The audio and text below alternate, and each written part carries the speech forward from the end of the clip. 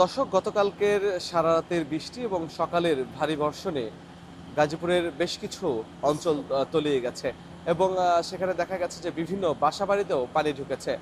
অর্থাৎ যে কৃষি জমি ছিল সেই কৃষি জমি এখন বিভিন্ন শিল্প কলকারখানার থবলে কিন্তু হচ্ছে সেগুলো ভরাট হয়ে গেছে, যার কারণে এখন পানি যাওয়ার কিন্তু আসলে সেই জায়গা নেই। আপনি দেখতে পাচ্ছেন যে আমরা এখন রয়েছি গাজীপুরের নয়নপুর এলাকায়। এখানে দেখতে পাচ্ছেন যে আপনার বিভিন্ন আপনার বাসা বাড়িতে কিন্তু হচ্ছে আপনার পানি ঢুকে গেছে। অর্থাৎ হচ্ছে গতকালকের সারা রাতের বৃষ্টি এবং সকালবেলা যে ভারী বর্ষণ হয়েছে সেই বর্ষণে কিন্তু হচ্ছে আপনার দেখতে পাচ্ছেন যে একদম সড়কে এবং বিভিন্ন বাসা বাড়িতে আপনার পানি ঢুকে গেছে।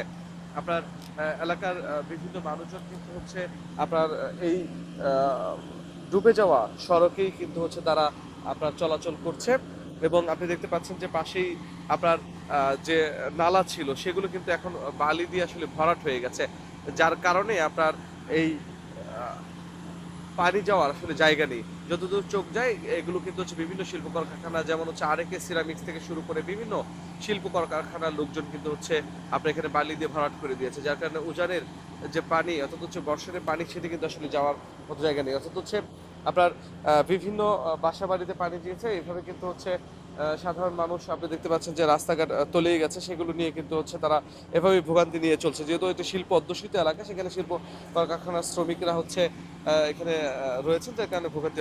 আপনি এই পানি কখন উঠেছে এবং কি কি সমস্যা হচ্ছে? পানি বাইরে সবসময় থাকে সেই ছিলাম পানি সবসময় থাকে। পানি কমে না পানি কমান না, তার বললে পানি বদ্ধ করে না। আমি একটা কথা বলি, এই পানি হঠাৎ করে আবার বাড়লো কেন? মানে এই পানি বৃষ্টির কারণে অনেক সময় আটকে যায়, দ্বিতীয় কথা যারা রাস্তার পানি উপর থেকে পানিটা যে আসে আমাদের, হ্যাঁ, এইটা আমাদের চলাচলে খুব সমস্যা হয়ে যায়।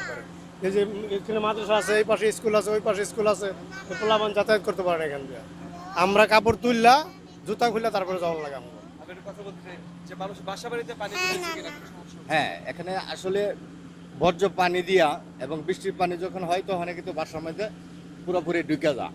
আমাদের এই মুড়ে বাসায় এই বাসার মধ্যে পানি উঠে গেছে এবং আরেকে সিরামিক্সের বর্জ্য পানিটা যেটা এটা কিন্তু মোটামুটি মারাত্মক আসে এবং বৃষ্টির পানিও ওইসে কিন্তু বাসার ভিতরে ঢুকে। আর যদি কোম্পানির পানি যদি না আসতো তাহলে বৃষ্টির পানি ততটা হইতো না, কিন্তু কোম্পানির পানি তো ময়লা, এই ময়লার কারণে কিন্তু পানিটা খানা, তাই জন্য কিন্তু পানিটা আটকে থাকে এবং বাসা বাড়ির মধ্যে উঠে আমরা একটু এবং কৃষি তো অনেক ক্ষতি। ওই যে বাচ্চা যে মানুষজন রয়েছেন তাদের সাথে যে তারা হচ্ছে এই ভোগান্তি দিয়ে কিন্তু আসলে বলেন তো কি কি সমস্যা হচ্ছে পানি দিয়ে? আসলে তো এখানে বাড়ি ঘরের সমস্যা হইতাছে, কৃষি জমির সমস্যা হইতাছে, এই যে বাগান দেখেন আপনারা দেখেন, ঘর বাড়িতে উঠে তো বিভিন্ন মানে জনগণের অসুবিধা হইতাছে এই সিরামিক্সের পানির জন্য।